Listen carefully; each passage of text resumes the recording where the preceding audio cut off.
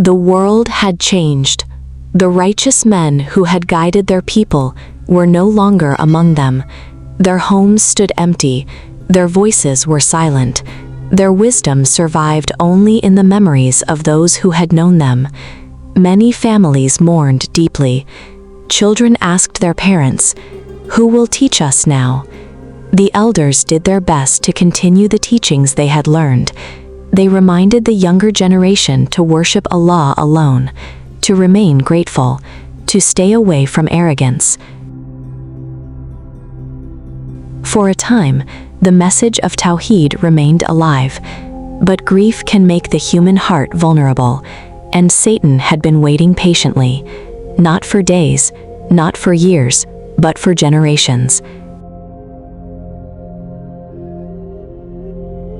The whisper that changed history. The Quran teaches that Satan deceives gradually. Rarely does he invite people directly to major sins. Instead, he beautifies small steps. Allah warns, "O you who believe, do not follow the footsteps of Satan." Surah An-Nur 24:21. Notice the wording, not follow Satan, but do not follow his footsteps, because deception often comes one step at a time. According to classical Islamic scholars, Satan approached the people with what appeared to be a harmless suggestion. He whispered, "These righteous people inspired you while they were alive. Why not make simple memorials to remember them? Whenever you see these memorials, you will remember their devotion to Allah." It sounded reasonable. No one intended to worship anyone besides Allah. Their intention was remembrance. Historical note. This sequence comes from classical tafsir, including explanations transmitted by early scholars such as Ibn Kathir regarding Surah Nuh. The Quran itself mentions the names of the idols, but does not narrate these intermediate events in detail. The people agreed. They carved simple statues, not to worship, but to remember. At least, that was how it began.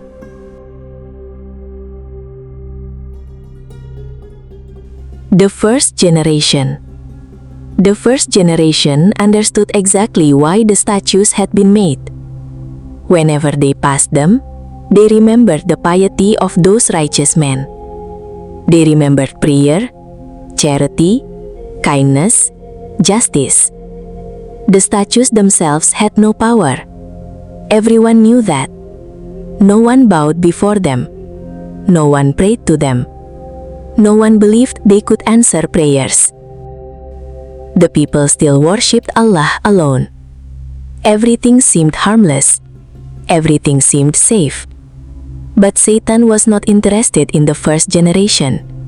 He was waiting for the second.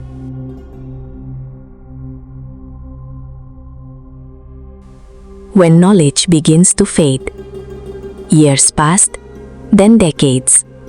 The elders died. Children became parents. Parents became grandparents. With every passing generation, the memories became weaker. The stories became shorter. The explanations became incomplete. One day, a young child asked his grandfather, "Why are these statues here?" The old man answered, "They belong to righteous people from long ago." Another generation passed.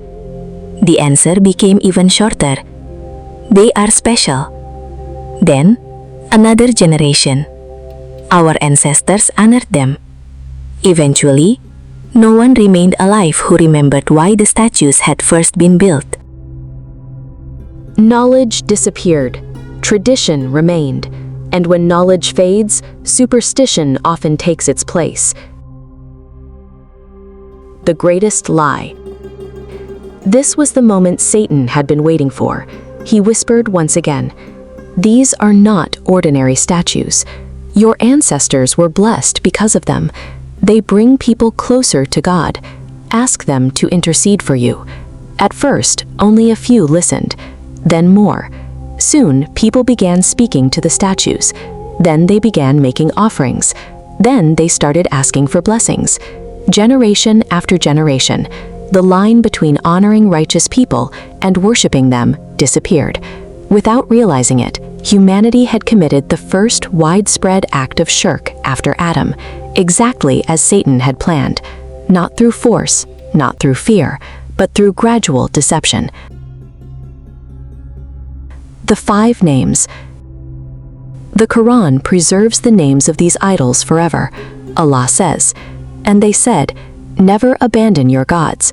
Never abandon Wad, Suwa, Yaghuth, Ya'uk, and Nasr." Suwa Nu 71:23. These names became symbols of a tragic transformation. What had once represented the memory of righteous people eventually became objects of worship. The greatest lesson is not about stone, it is about the human heart. Because idolatry never begins with the statue, it begins when devotion shifts away from Allah. The earth had entered a new age. Idols stood where prayers once echoed.